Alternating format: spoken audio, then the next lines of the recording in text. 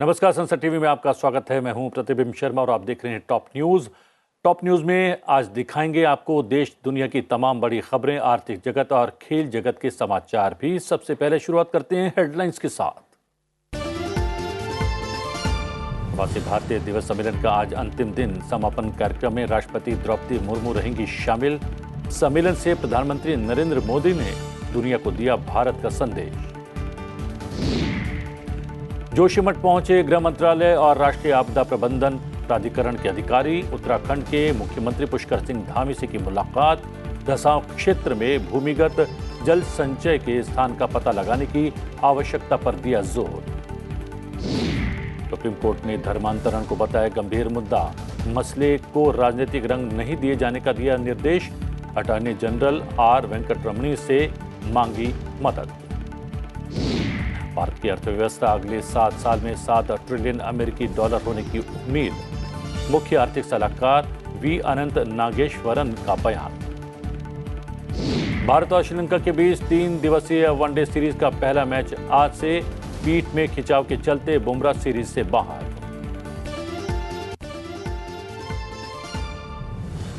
और अब खबरें विस्तार से।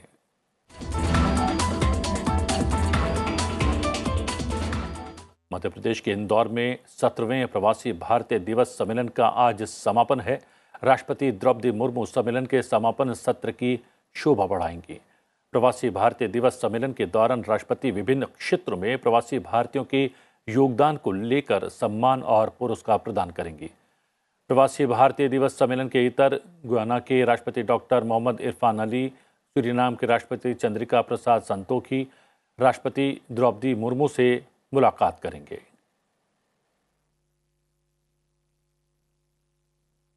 इससे पहले सोमवार को प्रधानमंत्री मोदी ने मध्य प्रदेश के इंदौर में चल रहे 17वें प्रवासी भारतीय दिवस सम्मेलन का औपचारिक उद्घाटन किया।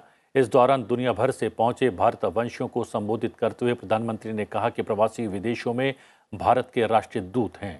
प्रधानमंत्री ने यह भी कहा कि आज दुनिया आशा और विश्वास के साथ भारत की ओर देख रही है, इसलिए भारतवंशी हमारे देश के ब्रांड एम्बेसडर के रूप में महत्वपूर्ण भूमिका निभा सकते हैं।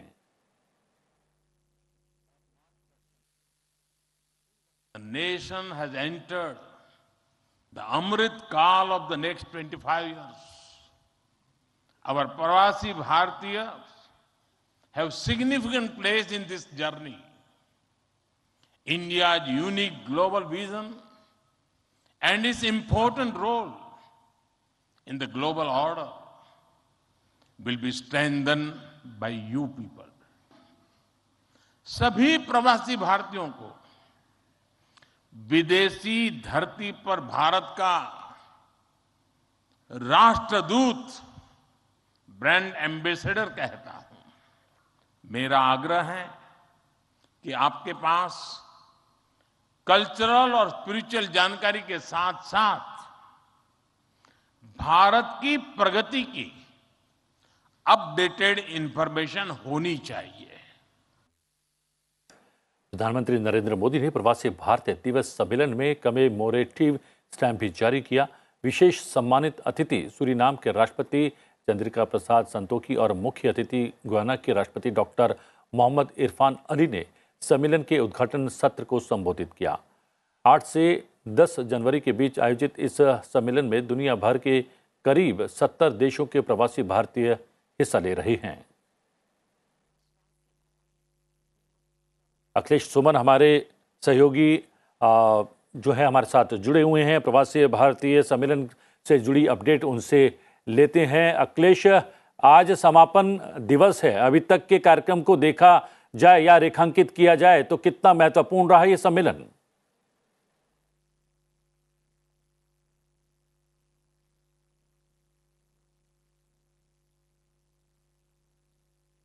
देखिए, ये सम्मेलन बहुत ही महत्वपूर्ण रहा और कितना महत्वपूर्ण रहा इसको बताने के पहले मैं एक बात और भी बताना चाहता हूँ कि आज का जो पूरा सत्र है, आज में एक बहुत ही महत्वपूर्ण सत्र है। वो है कि भारतीय डायस्पोरा के जो लोग हैं वो किस तरह से भारत के लोगों को बाहर रोजगार दिलाने में मदद कर सकते हैं, इस पे एक आज पहला सेशन है। और यह सेशन इसलिए काफ़ी महत्वपूर्ण है कि देखिए, दुनिया में स्किल्ड लोगों की मांग बढ़ रही है और भारत की जो दक्ष जनसंख्या वो काफ़ी उसका डिमांड है कई देशों में। तो ऐसे में भारतीय डायस्पोरा के लोग उसमें कितनी मदद कर सकते हैं, उनको किस तरीके से अपने लोगों को गाइड करना चाहिए, जहाँ जहाँ वे इंडिया में कनेक्टेड है वहाँ से किस तरह से लोगों को माइग्रेट कराने में सहूलियत पैदा करनी चाहिए। लेकिन उसके साथ साथ यह भी ताकीद की जाएगी कि किस तरीके से जो भी माइग्रेशन होता है वो लीगल माइग्रेशन का रूट करें, उस रूट को ना अपनाएं जो कि इलीगल तरीके से होता है, या किसी फेक एजेंट के चक्कर में ना पड़े, कहीं ऐसी दुर्घटना में ना फंसे। इसलिए धर्मेंद्र प्रधान आज के इस सेशन की अध्यक्षता करेंगे और व्यापक गाइडलाइन उनके एक तरीके से दी जाएगी कि किस तरीके से वो मदद करें। दूसरा एक है कि वीमेन जो डायस्पोरा है, वीमेन डायस्पोरा किस तरीके से भारत के महिलाओं में एक जागरूकता पैदा करने में, उनके अंदर एक कह सकते हैं कि सक्रियता पैदा करने में क्या मदद कर सकते हैं अपने अपने तरीके से। इस पे एक है जिसमें कि अध्यक्षता खुद वित्त मंत्री निर्मला सीतारमण करेंगी। तो और इसके अलावा तीसरा जो है कि प्रवासी भारतीय सम्मान आज दिया जाएगा, राष्ट्रपति द्रौपदी मुर्मू देंगी।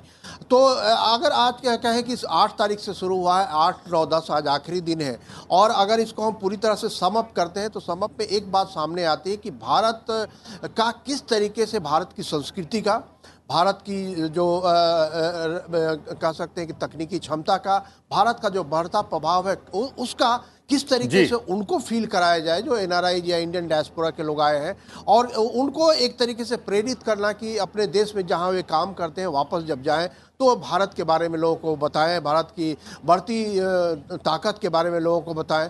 तो यह जो उद्देश्य है, ये 2 उद्देश्य है। और तीसरा उद्देश्य जो है महत्वपूर्ण है कि उनके अंदर जो अनुभव है, जो डायस्पोरा के लोग हैं, वो डायस्पोरा के लोग अपने अनुभव किस तरीके से भारत के लोगों को बांटे, चाहे वो निजी क्षेत्र के माध्यम से बांटे या सरकारी क्षेत्र के माध्यम से बांटे, लेकिन अपनी दक्षता और अपने अनुभव को किस तरह से बांटे, इसका मैकेनिज्म क्या बनाया जा सकता है, इसके बारे में भी तरह तरह के सुझाव आ रहे हैं। तो मुझे लगता है कि कहें कि एक सफल कार्यक्रम के रूप में है जो कि इंडियन डायस्पोरा और एनआरआईज को भारत के साथ बहुत ही जीवंत रूप से जोड़ने के लिए। जी, क्या G20 की जिस तरीके से अध्यक्षता कर रहा है सम्मेलन भी इस बार भारत में ही होने वाला है, उसकी अनुगूंज भी क्या वहां पर सुनाई दी या दिखाई दी?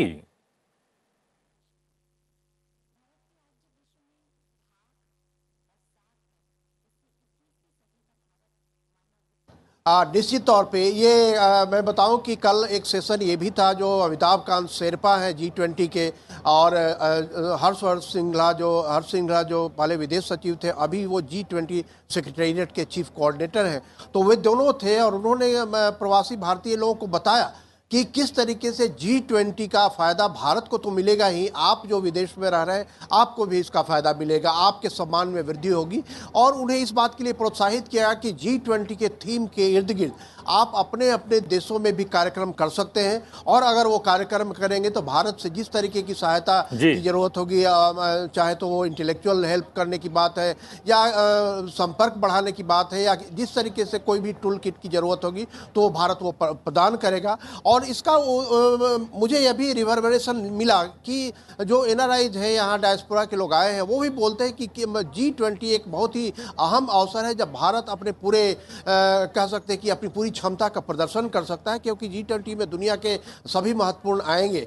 और खास तौर पे जो एक दिख रहा है कि कल्चरल पुश G20 में किस तरीके से हो, इसके बारे में भी इन अधिकारियों ने इंडियन डायस्पोरा के लोगों को बताया कि कल्चरल पुश हमारी एक बहुत बड़ी ताकत है, जो सॉफ्ट पावर जिसका जिक्र प्रधानमंत्री ने भी अपने भाषण में किया था। अखिलेश, जानकारी देने के लिए, अपडेट करने के लिए बहुत बहुत धन्यवाद। रुक करते हैं अन्य महत्वपूर्ण खबरों का। सुप्रीम कोर्ट ने धर्मांतरण को एक गंभीर मुद्दा बताया है, लेकिन यह भी कहा है कि इसे राजनीतिक रंग नहीं दिया जाना चाहिए। सुप्रीम कोर्ट ने छलपूर्ण धर्मांतरण को रोकने के लिए केंद्र और राज्यों को कड़ी कार्रवाई करने का निर्देश देने का आग्रह करने वाली याचिका पर अटॉर्नी जनरल आर वेंकटरमणी की मदद भी मांगी है। जस्टिस MR शाह और जस्टिस CT रवि कुमार की बेंच ने वेंकटरमणी से उस मामले में पेश होने के लिए कहा जिसमें याचिकाकर्ता ने भय, धमकी, उपहार और मौद्रिक लाभ के जरिए धोखाधड़ी के माध्यम से कराए जाने वाले धर्मांतरण पर रोक लगाने की अपील की है। बेंच ने मामले में वेंकटरमणी से अदालत मित्र के रूप में सहायता करने को कहा। तमिलनाडु की ओर से वरिष्ठ अधिवक्ता P. विल्सन ने याचिका को राजनीतिक रूप से प्रेरित जनहित याचिका कहा, जिस पर कोर्ट ने कहा कि अदालती कार्रवाई को अन्य चीजों में मत बदलिए, हम पूरे राज्य के लिए चिंतित हैं। यदि ये आपके राज्य में हो रहा है तो बुरा है, यदि नहीं हो रहा है तो अच्छा है। इसे एक राज्य को लक्षित करने के रूप में न देखा जाए, इसे राजनीतिक मुद्दा न बनाया जाए। गृह मंत्रालय और राष्ट्रीय आपदा प्रबंधन प्राधिकरण के अधिकारियों ने जोशीमठ में स्थिति का आकलन करने के लिए उत्तराखंड के मुख्यमंत्री पुष्कर सिंह धामी से मुलाकात की और धंसाव क्षेत्र में भूमिगत जल संचय के स्थान का पता लगाने की आवश्यकता को रेखांकित किया। हम बता दें कि प्रभावित क्षेत्र में जमीन के नीचे पानी का जमाव जोशीमठ में माना जाता है, लेकिन पानी के स्रोत का पता अभी तक नहीं चल पाया है। अधिकारियों की केंद्रीय टीम ने यह भी कहा है कि प्रभावित लोगों के पुनर्वास के लिए चिन्हित क्षेत्रों का भूवैज्ञानिक सर्वेक्षण किया जाना चाहिए। आपदा प्रबंधन सचिव रंजीत सिन्हा ने कहा कि इस मुद्दे को हल करने के लिए संबंधित सभी संस्थानों के वैज्ञानिकों की मदद ली जाएगी और उन्होंने राज्य सरकार को केंद्र की ओर से हर संभव मदद देने का आश्वासन दिया। मुख्यमंत्री ने केंद्रीय टीम से कहा कि जोशीमठ सांस्कृतिक, धार्मिक और सामरिक दृष्टि से एक महत्वपूर्ण शहर है और इसके जीर्णोद्धार के लिए एकीकृत प्रयासों की आवश्यकता है। केंद्रीय वाणिज्य और उद्योग मंत्री पीयूष गोयल भारत अमेरिका व्यापार नीति फोरम यानी TPF में भाग लेने के लिए अमेरिका के दौरे पर हैं। वो न्यूयॉर्क में US इंडिया बिजनेस काउंसिल की बैठक में शामिल हुए। इस राउंड टेबल बैठक में उन्होंने भारत के उल्लेखनीय आर्थिक परिवर्तन और विशाल क्षमता के बारे में बात की और कहा, मजबूत भारत अमेरिका व्यापार और निवेश का बढ़ता क्रॉस फ्लो हमारी द्विपक्षीय साझेदारी में नया मूल्य और गतिशीलता जोड़ रहा है। इससे पहले केंद्रीय वाणिज्य और उद्योग मंत्री पीयूष गोयल ने उद्योग थिंक टैंक और शिक्षा जगत के हितधारकों की गोलमेज बैठक को संबोधित किया। इस दौरान उन्होंने भारत की G20 अध्यक्षता सहित व्यापक मुद्दों पर चर्चा की। अमेरिका में पीयूष गोयल भारत अमेरिका व्यापार और निवेश को बढ़ावा देने के लिए लगातार बैठकें कर रहे हैं। उन्होंने जॉनसन कंट्रोल्स के CEO जॉर्ज R. ओलिवर और एसेट मैनेजमेंट ग्रुप ब्लैकस्टोन के CEO स्टीफन A. शॉर्जमैन से मुलाकात की। इस दौरान अनुसंधान एवं विकास, इंटरनेट ऑफ थिंग्स और आर्टिफिशियल इंटेलिजेंस के जरिए सुरक्षा उत्पाद विकसित करने और नवीकरणीय और हरित हाइड्रोजन सहित भारत के निवेश परिदृश्य के बारे में विस्तार सहित विभिन्न मुद्दों पर चर्चा की। उपराष्ट्रपति जगदीप धनखड़ बुधवार को राजस्थान की राजधानी जयपुर में आयोजित होने वाले अखिल भारतीय पीठासीन अधिकारियों के 83वें सम्मेलन का उद्घाटन करेंगे। सम्मेलन में समकालीन प्रासंगिक विषयों पर विचार विमर्श किया जाएगा। सम्मेलन में जिन विषयों पर चर्चा की जाएगी उनमें G20 को नेतृत्व प्रदान करने में लोकतंत्र के जनक के रूप में भारत की भूमिका, संसद और विधानसभाओं को अधिक प्रभावी, जवाबदेह और सार्थक बनाने की आवश्यकता, प्रदेश की विधानसभाओं को डिजिटल संसद से जोड़ना और संविधान में निहित भावना के अनुरूप विधायिका तथा न्यायपालिका के बीच सौहार्दपूर्ण संबंध शामिल हैं। इस सम्मेलन के साथ ही विधानसभाओं के सचिवों का 59वां सम्मेलन आज जयपुर में ही आयोजित किया जा रहा है। लोकसभा अध्यक्ष ओम बिरला ने अपने संसदीय क्षेत्र कोटा में डॉक्टर अंबेडकर छात्रावास के शिलान्यास कार्यक्रम को संबोधित किया। इस अवसर पर लोकसभा अध्यक्ष ने कहा, समानता और न्याय के साथ समता मूलक समाज की नींव बाबा साहब अंबेडकर ने रखी थी। उन्होंने युवाओं से बाबा साहब डॉक्टर भीमराव अंबेडकर के विचारों पर चलने की अपील की। साथ ही उन्होंने कहा कि हर समाज को अपने अपने समाज के भीतर सामाजिक और आर्थिक परिवर्तन के लिए अलग जगाने की आवश्यकता है।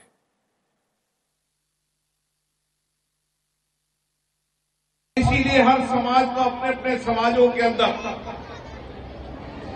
एक सामाजिक आर्थिक परिवर्तन के लिए अलग जगाने की आवश्यकता है। एक अच्छी शिक्षा, गुणवत्तापूर्ण शिक्षा, संस्कारित शिक्षा के माध्यम से हमारा नौजवान देश में नेतृत्व करे, प्रदेश में नेतृत्व करे। इसके लिए समाज को सामूहिक प्रयास करना चाहिए कि समाज में पैदा होने वाला हर बेटा बेटी को हम अच्छी शिक्षा देकर, संस्कारित शिक्षा देकर भारत का उत्कृष्ट नौजवान बनाएंगे। आज दिल्ली में NCR में सोमवार के मुकाबले ठंड और कोहरे में थोड़ी सी राहत दिखाई दे रही है। उत्तर और उत्तर पश्चिम भारत सोमवार को शीतलहर की चपेट में रहा। इस दौरान घने कोहरे के कारण हवाई, रेल और सड़क यातायात प्रभावित हुआ, जबकि उत्तर प्रदेश में 2 सड़क दुर्घटनाओं में 7 लोगों की मौत हो गई। सोमवार को पंजाब के भटिंडा और अंबाला, उत्तर प्रदेश के आगरा और लखनऊ, हरियाणा और चंडीगढ़ के कुछ इलाकों में दृश्यता शून्य तक पहुंच गई और पटियाला, चंडीगढ़, अंबाला, भिवानी, दिल्ली के सफदरजंग, रिज, गंगानगर, वाराणसी, फुर्सतगंज और भागलपुर में 25 मीटर दृश्यता रही। वहीं हिसार, करनाल, पालम, दिल्ली के पालम और मेरठ, लखनऊ, बहराइच और पटना में दृश्यता 50 मीटर रही। वहीं खराब मौसम के चलते 267 ट्रेन विलंबित हुई। कोहरे के कारण 5 उड़ानों के मार्गों में परिवर्तन करना पड़ा, जबकि 30 ने देरी से उड़ान भरी। प्रतिकूल मौसम परिस्थितियों के कारण सोमवार को दिल्ली की वायु गुणवत्ता की बात करें तो गंभीर श्रेणी में नजर आई और वायु गुणवत्ता प्रबंधन आयोग ने राष्ट्रीय राजधानी क्षेत्र के सभी राज्यों को प्रदूषण रोधी उपाय लागू करने के निर्देश जारी किए। हरियाणा, उत्तर प्रदेश तथा राजस्थान राज्यों के अधिकारियों के साथ आकस्मिक समीक्षा बैठक के बाद ये निर्देश जारी किए गए। दिल्ली का 24 घंटे का औसत AQI सोमवार शाम 4 बजे 434 था। रविवार को ये 371 था। बाद में बता दें कि AQI 301 से 400 के बीच बेहद खराब, 401 से 500 के बीच गंभीर माना जाता है। भारत मौसम विभाग के मुताबिक कम तापमान, धीमी हवाएं और अधिक आर्द्रता की वजह से प्रदूषण बढ़ गया है। प्रदूषण के गंभीर स्तर को देखते हुए आज से 12 जनवरी तक BS3 पेट्रोल और BS4 डीजल कारों पर प्रतिबंध लगाने का फैसला किया गया है। निरीक्षण टीमों की पर्याप्त तैनाती के माध्यम से GRAP प्रावधानों को सख्ती से लागू किया जाएगा। मॉस्को से गोवा आ रही रूसी एयरलाइन अजूर की फ्लाइट में सोमवार रात बम होने की सूचना मिली। इसके बाद फ्लाइट की गुजरात के जामनगर में इमरजेंसी लैंडिंग करवाई गई। सभी 236 यात्रियों और 8 क्रू मेंबर्स को सुरक्षित उतारने के बाद बम निरोधक दस्ता गुजरात पुलिस ने प्लेन के अंदर जांच की। राजकोट जामनगर रेंज के IG अशोक कुमार यादव ने बताया कि विमान में बम होने की सूचना के बाद इस फ्लाइट की जामनगर में इंडियन एयरफोर्स के बेस पर इमरजेंसी लैंडिंग करवाई गई। प्लेन ने मॉस्को से गोवा के लिए उड़ान भरी थी। सभी लोग सुरक्षित हैं। सुरक्षा एजेंसियों ने प्लेन के बीच की 6 घंटे तक चली जांच के दौरान किसी तरह का कोई आपत्तिजनक सामान या बम नहीं मिला है। प्लेन में सवार सभी 244 लोगों को जामनगर एयरपोर्ट भेज दिया गया है।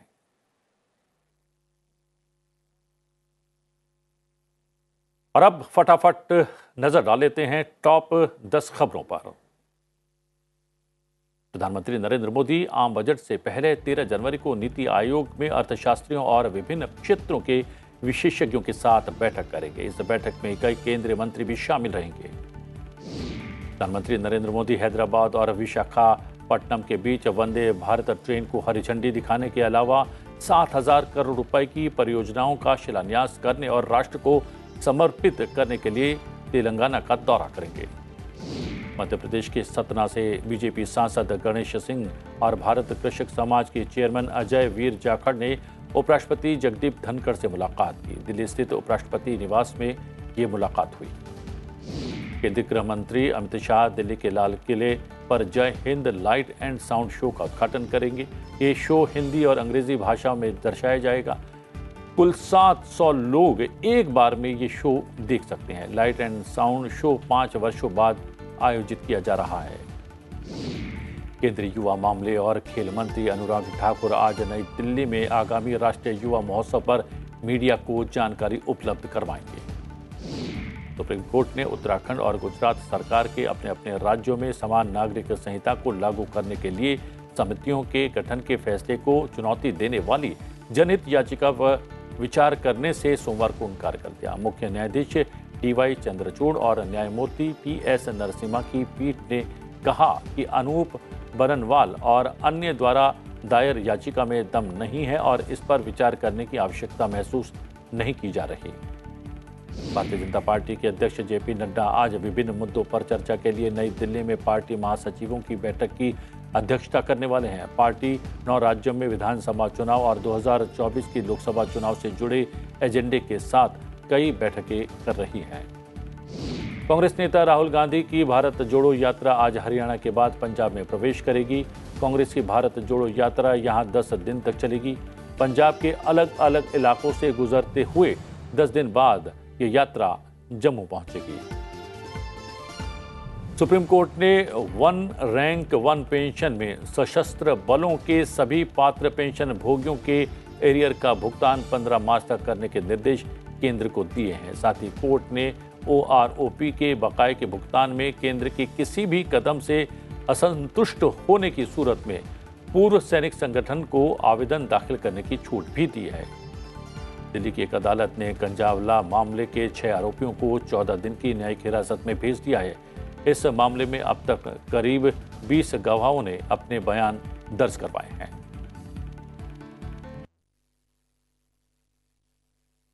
और अब नजर अंतर्राष्ट्रीय खबरों पर।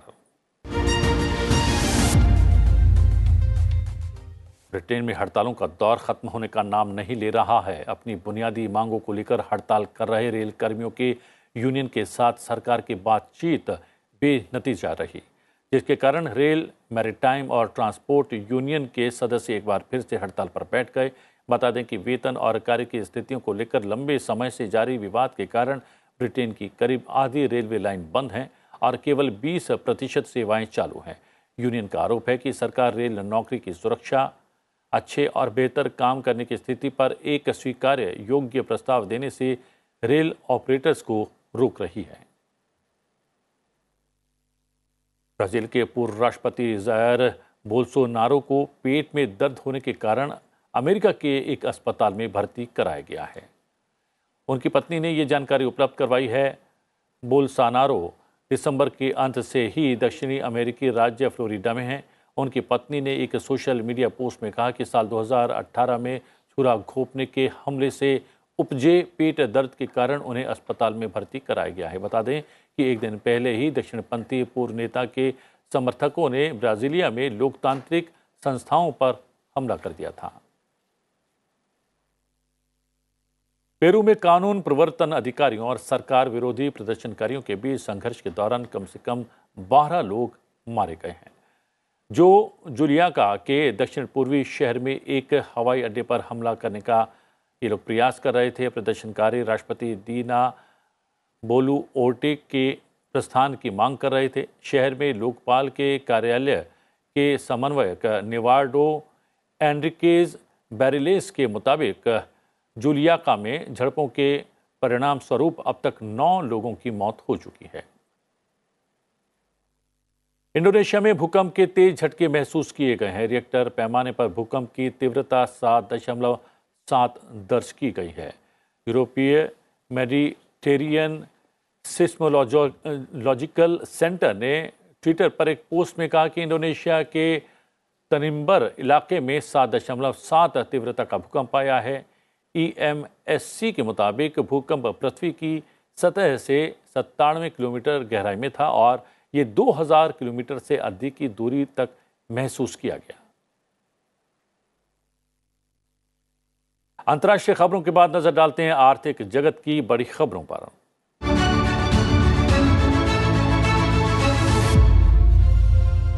G20 की वित्तीय समावेशन के लिए पहली वैश्विक भागीदारी बैठक सोमवार से कोलकाता में शुरू हुई। बैठक में भारत और विदेश के विशेषज्ञों और प्रतिनिधियों ने विभिन्न सत्रों को संबोधित करते हुए डिजिटल वित्तीय समावेशन और इसके लिए एक पर्याप्त पारिस्थितिकी तंत्र के महत्व को रेखांकित किया। विशेषज्ञों ने बैठक के महत्व को रेखांकित करते हुए बताया कि उन्होंने सत्रों के दौरान विचार विमर्श से उल्लेखनीय अंतर्दृष्टि और मूल्यवान डेटाबेस एकत्रित किया है। महामारी के बाद की रिकवरी को अधिक समावेशी और टिकाऊ बनाने के लिए वित्तीय समावेशन महत्वपूर्ण संबल बनने जा रहा है। G20 की बैठक में 12 अंतर्राष्ट्रीय वक्ता शामिल हैं। We have different organizations who are representing their products, which include Aadhaar, which include UPI, which includes, for example, trade receivables, which includes e-sign and DigiLocker. So the objective is to help how India Stack can be more effectively utilized by different countries, and they can learn, and it's a question of exchange of information so that the people of different countries can benefit. जी हाँ, इस पूरे कार्यक्रम की मेजबानी करने वाले राज्य पश्चिम बंगाल की मुख्यमंत्री ममता बनर्जी ने वित्तीय समावेशन पर G20 की बैठक में कहा कि उनकी सरकार राज्य में जो विकास करती है उसे वो मानवीय रूप देने का प्रयास भी करती है। वित्तीय समावेशन पर हो रही 3 दिवसीय इस बैठक में G20 के सदस्य देशों के प्रतिनिधियों को संबोधित करते हुए ममता बनर्जी ने कहा कि महिला सशक्तिकरण सहित सरकार के कल्याण कार्यक्रम इस तरह तैयार किए गए हैं कि समाज के निर्धनतम लोगों के डिजिटल एवं वित्तीय समावेशन को बढ़ावा मिले। भारत की अर्थव्यवस्था अगले 7 साल में 7 ट्रिलियन अमेरिकी डॉलर होने की उम्मीद है। ये उम्मीद जताई है मुख्य आर्थिक सलाहकार वी अनंत नागेश्वरन ने। नागेश्वरन ने कहा कि भारतीय अर्थव्यवस्था चालू वित्त वर्ष 2022-23 के अंत तक 3 ट्रिलियन अमेरिकी डॉलर की हो जाएगी। अगले 7 वर्षों में इसके 7 ट्रिलियन अमेरिकी डॉलर होने की उम्मीद है। इससे पूर्व सरकार ने जो अनुमान जताया था उसके अनुसार भारत 2025 तक 5 ट्रिलियन डॉलर की अर्थव्यवस्था बन जाएगा। Merchant of chamber of commerce and industry द्वारा आयोजित एक वर्चुअल कार्यक्रम को संबोधित करते हुए नागेश्वरन ने कहा कि कैलेंडर वर्ष 2023 रूस और यूक्रेन के बीच जारी संघर्ष के संदर्भ में शुरू हुआ जो भू राजनीतिक और भू आर्थिक अनिश्चितताएं पैदा करने वाला है। और बात खेल जगत की।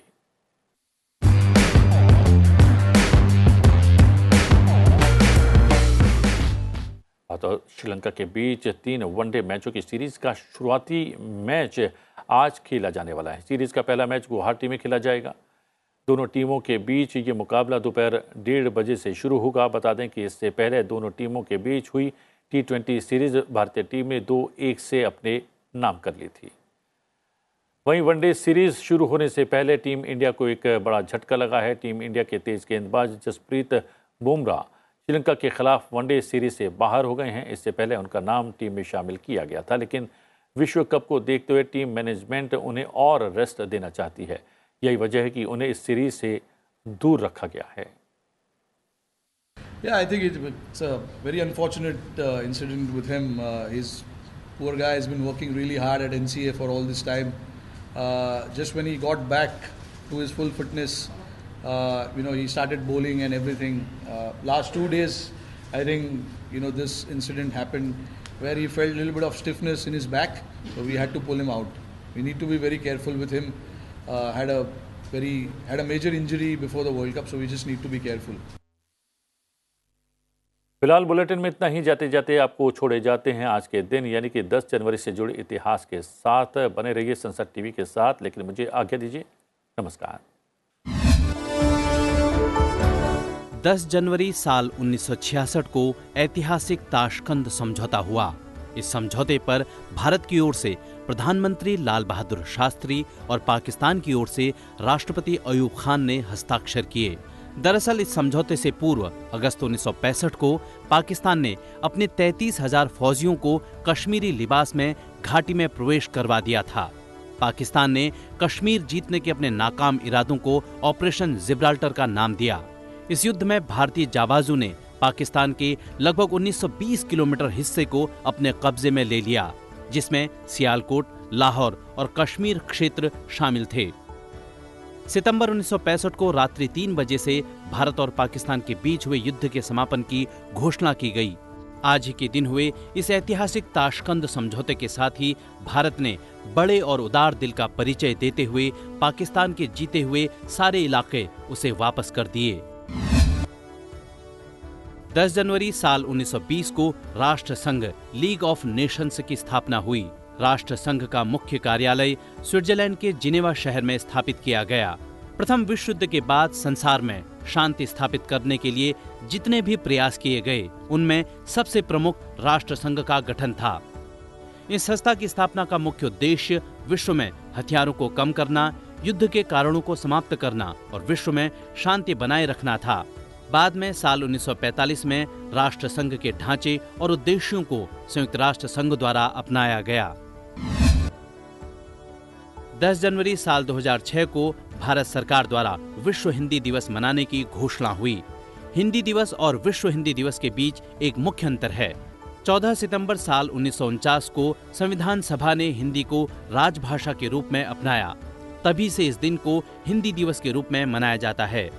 दुनिया भर में हिंदी के प्रचार प्रसार के लिए पहला विश्व हिंदी सम्मेलन 10 जनवरी साल 1975 को महाराष्ट्र के नागपुर में आयोजित किया गया। तभी से आज ही के दिन दुनिया भर में विश्व हिंदी दिवस मनाया जाने लगा। विश्व में जिन देशों में भारत के दूतावास हैं, वहां विशेष रूप से इस दिन को मनाया जाता है।